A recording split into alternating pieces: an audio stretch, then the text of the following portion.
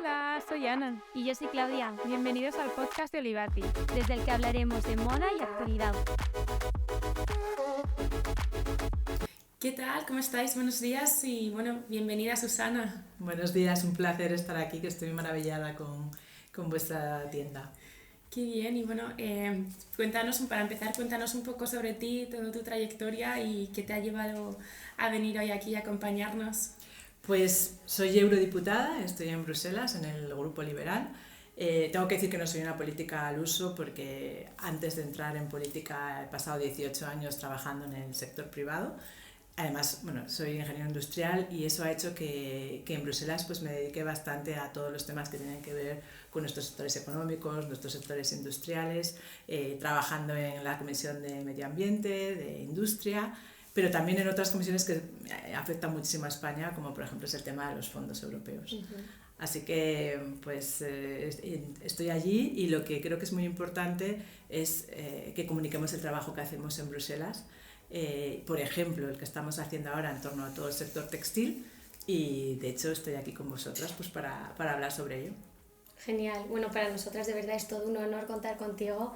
Hemos estado persiguiéndote un mes, que tienes una agenda complicada y te agradecemos enormemente que hayas sacado un ratito de tu tiempo y más para venir a nuestro espacio personalmente, ni siquiera viviendo aquí.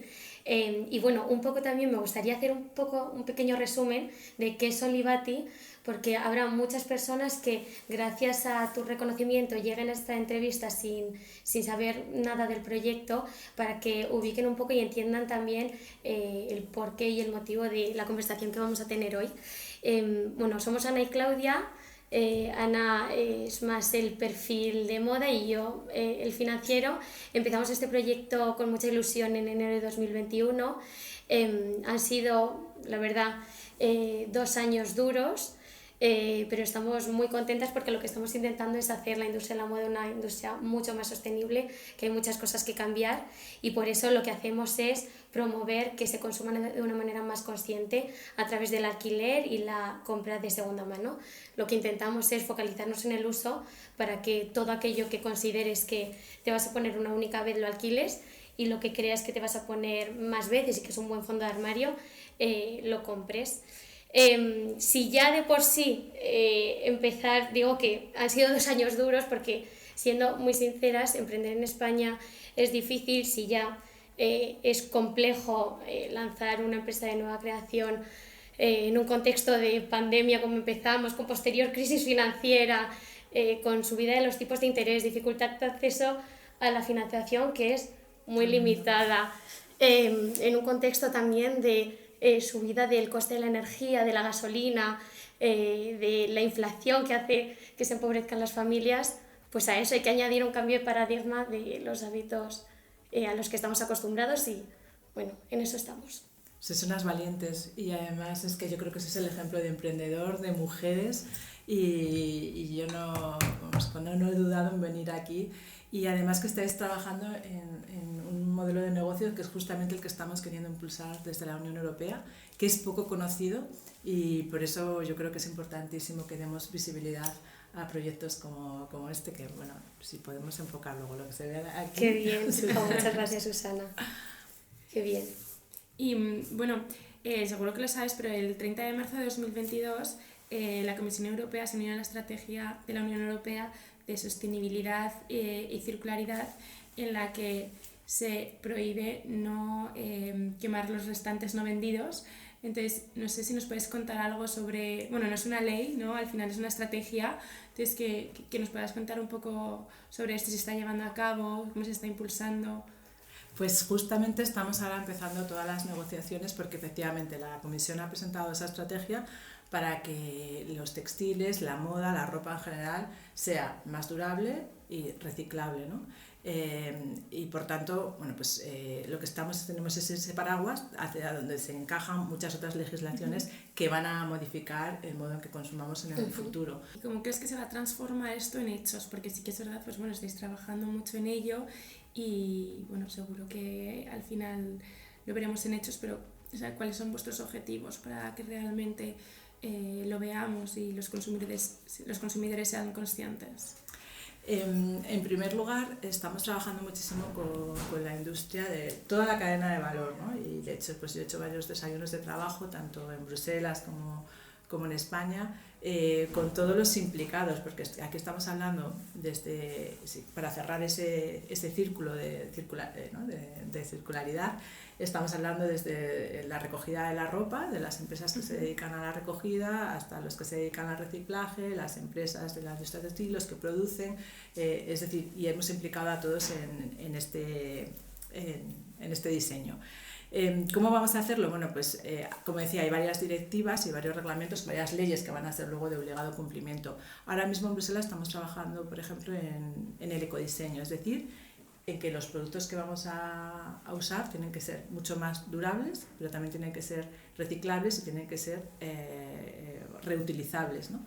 Y eso, bueno, pues ahora estamos trabajando también con los productores, porque un producto más durable no siempre es reciclable, con lo cual tenemos que ir hacia que el consumidor elija si quiere un producto que dure más, que tenga más calidad o que luego pues tenga una segunda vida, ¿no? Como lo que estamos viendo aquí. Y eso significará que tenemos que incentivar pues, espacios como estos, nuevos negocios de segunda mano, de alquiler de prendas, que hagan que podamos consumir, no quiere decir consumir menos, sino que consumamos de una forma mucho más consciente.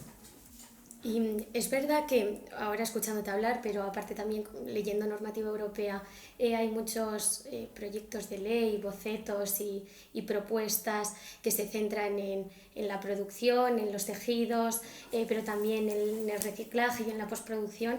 Pero es verdad que leyendo todas estas normativas me cuesta encontrar propuestas que se centren en el uso, que es por ejemplo lo que nosotras estamos centradas con el alquiler y la venta de segunda mano, en que realmente la gente sea consciente de cómo usa las prendas. ¿Qué nos puedes decir sobre esto? Pues efectivamente, para que haya esta transformación del sector, esto pasa por un cambio de mentalidad en el consumidor, creo que es lo más importante, y hay que tengamos que hacer mucho hincapié en la concienciación, en la nueva mentalidad.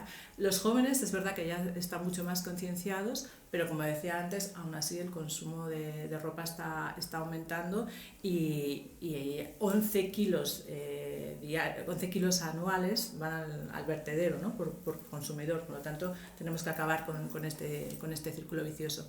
Y sí que estamos trabajando en, primero, campañas de comunicación, que yo creo que no son suficientes, pero tenemos que hacer conscientes a la gente de lo que significa este consumo, por ejemplo, en términos de microplásticos, ¿no? Todo el mundo sabemos el efecto que tienen los océanos. Bueno, pues el 35% de esos microplásticos viene de la ropa y precisamente de los primeros lavados. De los 5 o 10 lavados es cuando más microplásticos se desprenden, y eso los consumidores no lo saben. Por lo tanto, tenemos que comunicar mucho mejor, informar mejor para que el consumidor pueda esté más capacitado, y estamos trabajando también en el etiquetado, porque lo que ocurre ahora es que se llama verde a muchas cosas que no lo son, ¿no? Y estamos negociando una directiva sobre, se llama, no sé, la traducción al inglés es como las afirmaciones verdes, para que se ponga orden un poco a esta publicidad de lo que es verde, y demos más capacidad al consumidor a la hora de poder elegir, y tengamos pues como unas reglas sobre que lo que se dice que es sostenible, que así lo sea. Y os pongo un ejemplo. Por ejemplo, las camisetas que te dicen que vienen, que están producidas con con botellas recicladas. Esta camiseta está hecha de botellas recicladas. Bueno, pues no te están diciendo que solo el 1% de esa camiseta viene de ese contenido. Por lo tanto, a veces tenemos como una publicidad, no digamos engañosa, pero vaga, sí. Y tenemos que pues marcar unos estándares. Pero y entonces, hablando del greenwashing, que de hecho que te lo queríamos preguntar, ¿qué tiene que cumplir una marca para ser sostenible de inicio a fin? ¿O no existe la sostenibilidad de inicio a fin dentro de la producción de moda? En eso es lo que estamos, y de hecho una de las legislaciones que van a venir en el futuro es un pasaporte digital de los productos, ¿no? No solo de los productos textiles, sino de muchos más productos, pero en el caso de los textiles me parece más importante que nunca, porque tenemos que ver desde la producción de las fibras o como sean de las materias primas hasta el reciclado final o la reutilización final, que todo ese proceso sea sostenible. y ahí es lo que tenemos que... Y por ejemplo, o sea, bajándole un poco a la tierra, ¿vale? Para que yo creo que así todos lo entendamos. O sea, por ejemplo, una marca que produce en España y que a lo mejor los tejidos también los trae de España o de Europa. Esos tejidos, ¿cómo vais a controlar que esos tejidos, si aquí como marca los compra en España o en Europa, sean como sostenibles para empezar como ese ciclo sostenible? O sea, con ciertos, prohibiendo como... Bueno, hay varios temas aquí. Lo primero, cuando queremos poner ese pasaporte del producto, ese pasaporte digital es como el DNI, y ahí tendría que tener toda la información del producto desde el inicio, de con qué fibra se ha fabricado, de dónde vienen esas fibras, cómo ha sido fabricado, las emisiones. Tiene que ir a lo largo de toda la vida del producto. Eso es algo que se está empezando a negociar ahora, porque precisamente ese pasaporte sí se va a poner en marcha, pero estamos contando con la industria para qué datos tiene que llevar ese pasaporte, porque la dificultad, como tú muy bien dices, es cómo consigues esos datos. Y efectivamente, a lo mejor para una gran empresa es mucho más fácil hacer o lograr esos datos en terceros países, pero a una pyme es mucho más complicado y todo el tema logístico puede ser muy difícil, ¿no? Costoso, tanto, ¿no? Muy costoso, y una de las cosas que más estamos discutiendo es cómo poner en marcha ese pasaporte digital de una forma que no sea mucho más burocracia para las pymes. Imaginaos a vosotros que tenéis que garantizar que conocéis la trazabilidad de todo el producto desde el inicio hasta el final. Pues evidentemente para las pymes eso es una gran carga logística. Pero yo creo que uno de los mayores retos a los que se enfrenta el sector es a la competencia desleal de terceros países, ¿no? No podemos estar exigiendo en Europa requisitos medioambientales y sociales que luego no se cumplen en terceros países, y para eso tenemos que controlar mucho más la entrada de productos, que es que en muchos casos no cumplen ni los mínimos requisitos de sustancias peligrosas, y no solo estás poniendo en riesgo el medio ambiente, sino también la propia salud, ¿no? Este es otro de los temas que a nosotras más nos preocupa y que muchas veces hablamos, porque trabajando en esto y esforzándonos día a día nos damos cuenta que decimos ¿cómo hacemos para competir si dentro de la Unión Europea todos cumplimos con las mismas bases y a todos se nos exige, pero cómo hacemos si se siguen permitiendo otros países, me da igual China que de otros lados, pero sobre todo China, que sigue produciendo camisetas a 2 euros y la gente las sigue comprando?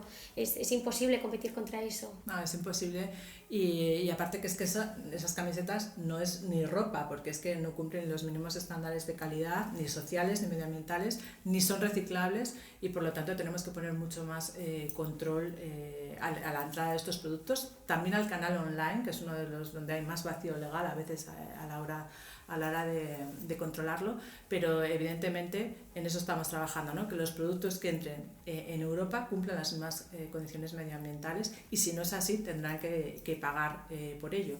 Una de las cosas que estamos también implementando ahora es lo que es la responsabilidad ampliada del productor. Es decir, ahora los productores tienen que ser responsables de la gestión de sus residuos, y que tengan una tasa para pagar por la reciclabilidad de esos residuos. Hombre, pues muchas de estas ropas que tú me estás diciendo, ¿no? Y aquí estamos, pues no lo queréis nombrar, pero Shine lo que está haciendo es que eso no es ropa directamente, porque ni siquiera es reciclable. Por lo tanto, tenemos que poner esa tasa de responsabilidad del productor, que va a ser modulable en función de cómo de reciclable o cómo de durable es tu ropa, ¿no? Y de ahí que se fomente para eso pues el diseño de prendas de calidad. Una prenda de calidad como las que estoy viendo aquí puede tener muchísimas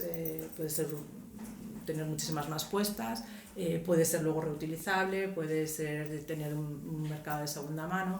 Eso es a lo que tenemos que Bueno, y fomentar. además de que está producida localmente, porque por ejemplo nosotras al lanzarnos planteamos como hacia dónde llevar la estrategia, y además de tener marcas de lujo que desfilan en París, para nosotras el lujo también es una marca artesanal que produce localmente, que tiene procesos de producción transparentes, que utiliza tejidos de calidad.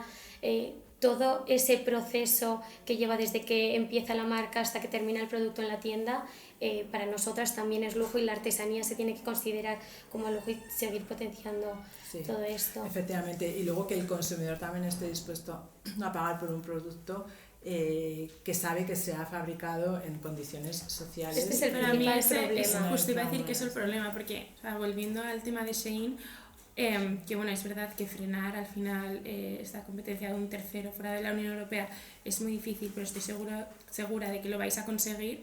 Pero también lo difícil es concienciar a toda la población española que hace unos meses, vinieron de hecho a Madrid, hicieron como un pop-up durante un día y se formaron colas de horas en la que gente iba a comprar productos de 5 euros. O sea, al final, o sea, ¿cómo vais a hacer o cómo vamos a hacer entre todos concienciar a esa gente de que vea lo que hay detrás de comprar un vestido o cualquier cosa de 5 euros? Por eso me parece muy interesante que digas que vuestra inversión, que hay hay una gran parte de la inversión destinada a la comunicación, porque realmente lo que necesita la gente es entenderlo, y una vez que lo entiende cambia sus hábitos. Exactamente, sobre todo los jóvenes, ¿no?, que están tan concienciados con todo el impacto medioambiental, es que no saben que la industria textil es la cuarta con más impacto medioambital, La tercera, ¿no? Creo que es la cuarta, tercera o cuarta, pero la cuarta está en el top, igual está en el top, pero porque no conoce el impacto que tiene el uso de esa ropa de usar y tirar. Y yo creo que ahí hay que hacer una concienciación mucho mayor y luego, bueno, pues luchar contra estas competencia que es desleal, porque es que ni siquiera están cumpliendo los reglamentos que tenemos en la Unión Europea para productos químicos. La gente no sabe, y habrá que comunicar, que el 15% de esas camisetas que han comprado no cumplen siquiera con las sustancias químicas recomendables o exceden el y entonces, si Susana, no ¿cómo cumple, pueden claro. entrar? Primero tenemos también, hay una parte que tenemos que hacer en la Unión Europea, por ejemplo, cuando hablo de este reglamento de químicos, tenemos que revisarlo y precisamente evitar que entren productos que no lo están cumpliendo. Pues hay muchos canales, sobre todo los canales online, que no hay. Pero eso es solo en la Unión Europea, o sea, por ejemplo, dentro de Asia o de Estados Unidos sí que puede entrar este tipo de ropa, o llamémoslo. Nosotros lo que sí que podemos es proteger nuestro mercado, controlar, deberíamos hacerlo mucho mejor, controlar nuestro mercado de ese tipo de claro, productos. es muy difícil porque eso se tiene que hacer en las aduanas. En las aduanas, pero puede haber muchos mayores controles de los que hay. Y pero lo que, incluso controlar el arancelario. Claro, exactamente. Y además es que estamos hablando de que estamos exigiendo muchísimo al sector, ¿no? Porque no estamos hablando de que esta sostenibilidad medioambiental tiene que ser también económica. Y no hemos hablado, pero lo has comentado tú, estáis sujetos a elevados precios de la energía, inflación. Es decir, es un sector que está en un momento crítico y por lo tanto es fundamental que frenemos la competencia desleal. A mí me parece... Sí, de hecho, justo hablando de esto, a veces se proponen retos logísticos que son medidas muy interesantes y que para grandes empresas puede que suponga una gran inversión, pero tendrán un presupuesto o podrán destinar un presupuesto a llevar a cabo y a cumplir con estas medidas que a partir de 2025 vais a hacer que se cumplan. Pero es verdad que a la pequeña empresa llevar a cabo todas estas medidas puede llegar a asfixiarles e incluso a que tengan que cerrar la empresa porque no son capaces de hacer frente a los pagos que conlleva poner en práctica todas estas medidas. Entonces nos surge la duda si va a haber ayudas o subvenciones que acompañen todos estos procesos y que también fomenten la circularidad en moda y que ayuden a las empresas que realmente están apostando en esto. Y por ejemplo me surgen otros sectores como puede ser la agricultura, que estábamos comentando antes del podcast, que necesita ayuda y que necesita financiación y se están destinando fondos europeos a que se siga promoviendo, pero por ejemplo en moda no encuentro esas subvenciones o fondos que ayudan a que nosotras, empresas como nosotras, ayuden a este cambio de mentalidad y fomenten que se consuma de una manera mucho más consciente. Entonces me preguntaba si se van a destinar en un futuro estos fondos. Eso es la parte que más nos preocupa, es precisamente la que tú apuntas, ¿no? Porque no estamos hablando de las grandes empresas que pueden hacerle frente seguramente a todos estos retos, pero estamos formados, este sector lo forman, el 90% son pymes, micropymes, son empresas muy pequeñitas, emprendedores valientes como vosotros, y por tanto nos preocupa mucho, primero, la carga burocrática, porque No es lo mismo pedir un pasaporte digital a una gran empresa que, como decía, a una pyme, o esa responsabilidad ampliada del productor, como esos retos logísticos que para una pyme pues son imposibles de abordar. Y eso es algo que discutimos en cada una de nuestras negociaciones, y por eso creemos que tiene que estar muy presente el sector cuando la Comisión decida las propuestas. Y eso es fundamental. Y luego, claro, es una transformación enorme la que estamos pidiendo, y se necesitan inversiones, muchísimas. Inversiones, primero, pues para que toda esta cadena, ¿no? De innovación, para que todo sea para innovar, para recogida de los residuos, pero luego inversiones en circularidad y en digitalizar a las pymes, en formación del personal, y todo esto necesitamos fondos europeos. Fondos hay. El problema es que no llegan a las pymes. O sea, tenemos todos los fondos de recuperación encima de la mesa, pero claro, cuando yo pregunto a las pymes, y te puedo preguntar a ti, pero cuando pregunto a las pymes cuántos de estos fondos de recuperación han recibido hasta el momento, la respuesta es ninguno. No sé vosotros, pero es que si es que de hecho nosotras preguntar. ni siquiera solicitamos ayudas o financiación. Pero que no estamos pidiendo ni exigimos fondos que nos ayuden a fondo perdido, dinero que no tengamos que devolver. O sea, nosotros lo que pedimos es medidas fiscales que te permitan, ya que lo ingresas, no pagar, o no pagar tanto como vienes pagando hasta el momento, o no sé, es que se me ocurren tantas medidas, pues que el gobierno o el Fondo Europeo te ayude a acceder a financiación, porque nosotras al principio, cuando empezamos, íbamos a los bancos, fuimos a todos los bancos que hay en España y nadie nos daba un préstamo. Entonces nadie está pidiendo que nos den dinero para no devolverlo, sino que nos ayuden a adelantar una pequeña parte del capital para poder llevarlo a cabo y para poder lanzarlo. Entonces, es que no son tantas, yo creo que son pequeños cambios. Exactamente, creo. Y yo creo que está el tema de los fondos europeos, que deberían poder acceder los pymes, porque me parece que tenemos una oportunidad enorme y hay que intentar capilarizarlos hacia las pymes, los fondos estructurales que también, pero luego hay algo mucho más sencillo, y es que son lo que tú decías, incentivos fiscales, y sobre todo lo que estamos apostando ahora cuando hablamos de esta estrategia y de toda la legislación que viene, es que haya incentivos fiscales a los nuevos modelos de negocio, porque ya el emprendedor lo tiene difícil, pero en nuevos modelos de negocio como estos, donde tenéis que apostar por la circularidad, por la digitalización, es necesario que estos incentivos existan. Estamos hablando de modelos de alquiler de ropa de segunda mano, pero también toda esta estrategia va a traer consigo que también vamos a recuperar oficios de antes, ¿no? Oficios artesanales, el que repara, el que... hay una cantidad de oficios alrededor de toda la circularidad, que van a surgir nuevos empleos, pero tenemos que incentivar para que luego los jóvenes también puedan elegir, ¿no? Y cuando hablamos del consumidor que sea consciente del reto y que sea consciente de la carga medioambiental, el impacto medioambiental de la ropa, también darle opciones para que pueda comprar ropa de segunda mano, algo tan habitual como pasa en el norte de Europa, en Finlandia, que en los grandes almacenes tú te vas y hay tiendas de ropa de segunda mano, de alquiler. Sí, también en Francia. O sea, hay mucha gente que va a París y su principal atractivo turístico es ir a comprar tiendas de segunda mano, y ahí sí que lo ven bien. Y sin embargo, esos españoles que compran segunda mano en París, en España no se plantean comprar segunda mano.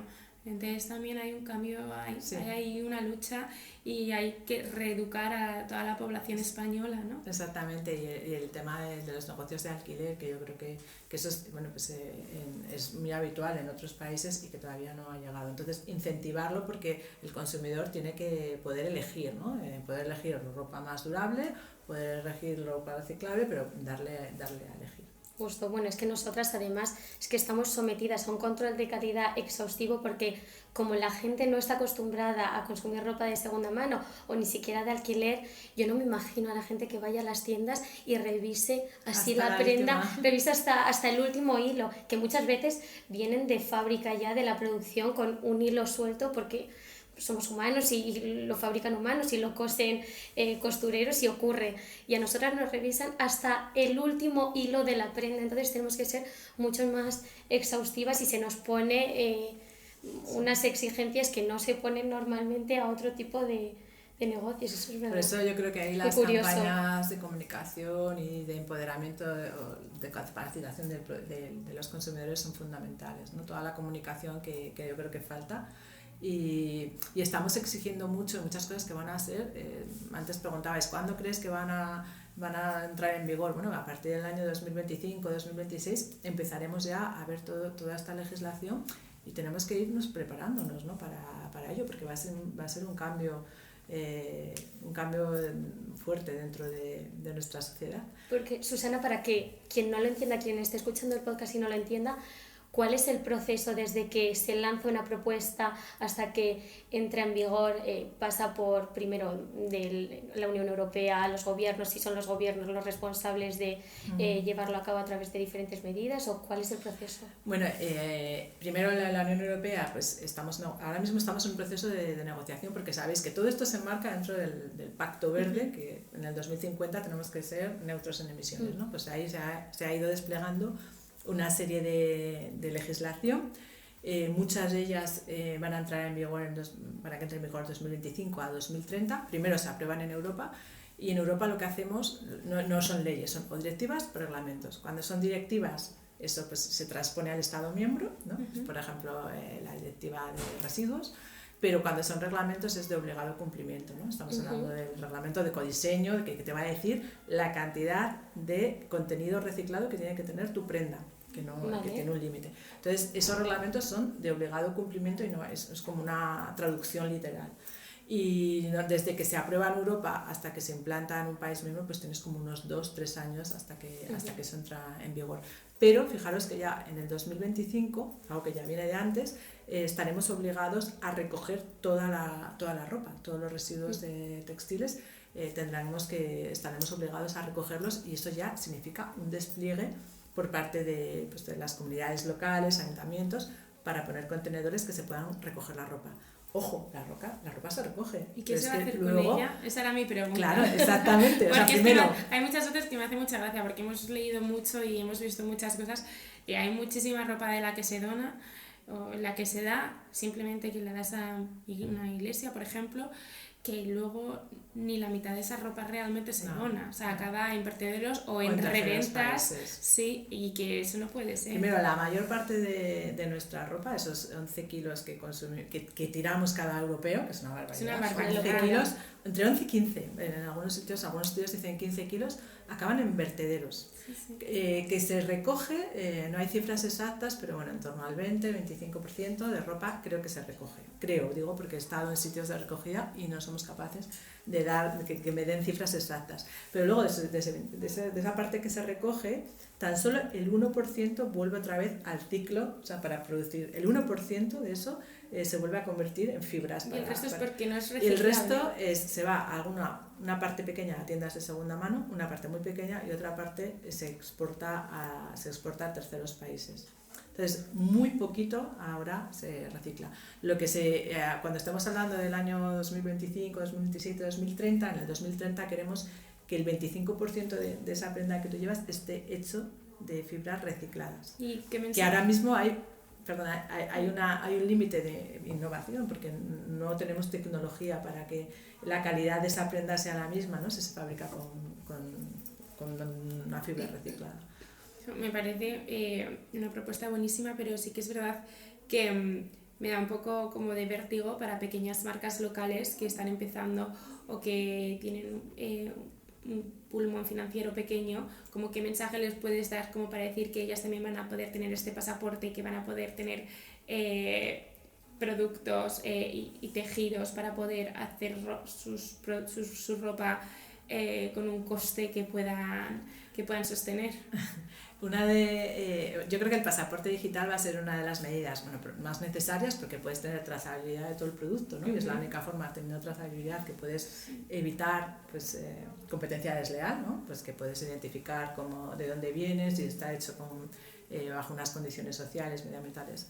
Eso está muy bien, pero ¿qué información se va a meter en ese pasaporte? Es lo que tenemos que ver con el sector. Se va a crear un grupo de expertos y, sobre todo, hasta qué punto se va a pedir a las pymes ese pasaporte, ¿no? Entonces tiene que haber un límite donde, a partir de cierto tamaño de empresa, se podrán pedir tantos datos con una empresa más pequeña, otro. Pero siempre tenemos en cuenta, hay que tener en cuenta a las pymes que no van a poder acceder a tener todos esos datos. No, es que como ya, como ya se le sumen más costes a las pymes, es que nosotras que trabajamos con muchas marcas chiquititas y muchas veces incluso revisamos juntas todos los costes que tienen hasta llegar a producir. Si la gente realmente supiera que no se llevan tanto margen, que el margen es muy pequeño de una prenda que el cliente considera cara, es que erróneamente se ha democratizado que una camiseta o un vestido te puede costar 10-20 euros y no puede costar eso. Sí. O sea, porque solo cuesta eso porque a la persona que lo produce le llega 1 euro, pero si no sería imposible. Sí. Y 1 euro y con suerte. Entonces, si realmente fuéramos conscientes de cuánto cuesta producir localmente, hacerlo con unos tejidos que sean de calidad, entenderíamos el por qué hay que pagar 200 euros por una prenda o 100 euros y que a lo mejor no puedes tener 15 vestidos, es que a lo mejor puedes tener 3 y volver a lo antiguo me acuerdo de nuestros abuelos que tenían 2 vestidos, no significa que solo tengas que tener 2 vestidos en el armario, pero que en función también de tu disponibilidad y de lo que tú quieras destinar a moda, lo que tienes que entender es que a lo mejor no podemos tener tanta ropa en los armarios como veníamos haciendo últimamente. Así es, yo creo que tiene que haber ese cambio en el consumidor, tiene que ir de la mano de que tienes que estar dispuesto a pagar más por un producto de calidad. Primero porque para producirlo vas a tener va a ser más caro, ¿no? El hecho de trabajar con productos orgánicos, que consuman menos agua, todo esto va a hacer que el producto, bueno, pues que al final sea tenga un coste más elevado y por tanto que para nosotros, a los que compremos la ropa, pues sea más caro. Y de ahí que a lo mejor menos productos, más duraderos y que luego por eso tienen que surgir otro tipo de negocios, ¿no? Pues para determinadas ocasiones puedes alquilarlo. Yo creo que es la combinación, ¿no? Hay un gran debate en el Parlamento sobre si es necesario reducir el consumo. Yo creo que no tenemos que ir hacia ese, cada uno que consuma lo que quiera, pero a lo mejor la diferentes de una manera formas, más consciente, ¿no? Primero las etiquetas que nos digan realmente cómo se ha producido esa prenda, porque si a lo mejor sabemos que para producir una camiseta se han utilizado 1.600 creo que litros de agua, una barbaridad así, 2.600, bueno, pues igual consumes menos o la compras de unos materiales mejores, tienes un fondo de armario, yo qué sé, y vuelves otra vez, pues como decía, también que sean reparables, ¿no? Muchas de las prendas que puedan ser reparables como eran antes. Claro, y que luego también consuman segunda mano, que al final pues es más asequible para todos, que también es muy difícil para muchos consumidores pues comprar productos de 200 euros. Pero, claro, pero es por eso también que nosotras no demonizamos la venta y por eso también en Olivati se puede comprar, porque al final es, como tú dices, hacer un uso más consciente de la ropa que tenemos a nuestra disposición y alquilar lo que nos vamos a poner una vez y comprar lo que realmente creas que te puedes poner muchas veces y que tenga una vida útil muy larga. Pero bueno, Susana, por cerrar ya la conversación, que es muy interesante y nos quedaríamos hablando contigo horas, pero ¿cuáles son tus previsiones de cara al futuro? Que hemos hablado mucho de futuro, pero por hacer un resumen de toda esta charla, ¿qué crees que va a ocurrir en los próximos años? Pues yo creo que en los próximos años, estamos hablando en 2030, tendremos productos pues que sean una moda mucho más circular, ¿no? Se acabará como decía antes, el comprar, usar y tirar. Habrá muchísimos más, es lo que estamos hablando, ¿no? Más negocios de segunda mano, de alquiler, de reparación.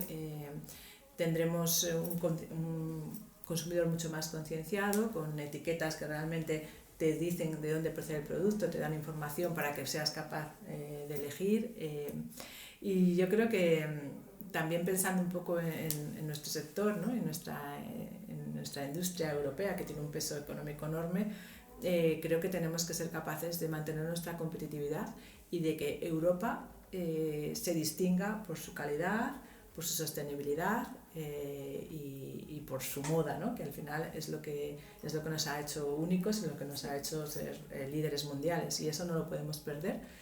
Y de ahí que sea tan importante que lo que hagamos en los parlamentos europeos y luego en los parlamentos nacionales tengamos siempre en mente todo el sector, todas las pymes y toda la innovación y todos los emprendedores que tenemos en este ecosistema, para que sigamos siendo pioneros en moda, y España también. Qué bueno, qué interesante, la verdad. yo estoy segura de que entre todos lo vamos a conseguir, concienciar y hacer posible todo lo que estáis proponiendo. Así que nada, muchas ganas de verlo. Muchísimas gracias por tu vosotras papel. que sois un ejemplo, de verdad. Yo tendría que venir aquí a gente del Parlamento a ver lo que estáis haciendo. Qué ilusión, millones de gracias. Ha sido un honor. Gracias. Sí, muchísimas gracias.